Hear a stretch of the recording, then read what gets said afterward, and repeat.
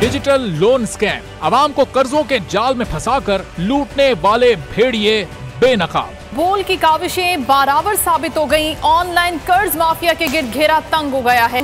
बोल ने दिया अपने आवाम का साथ, उठाई इस स्कैम के खिलाफ आवाज। बोल की डिजिटल लोन स्कैम के खिलाफ आगाही मुहिम की सबसे बड़ी ट्रांसमिशन 59% आवाम ने देखी अपनी स्क्रीन पर, क्योंकि बोल है पाकिस्तान का नंबर 1 न्यूज चैनल।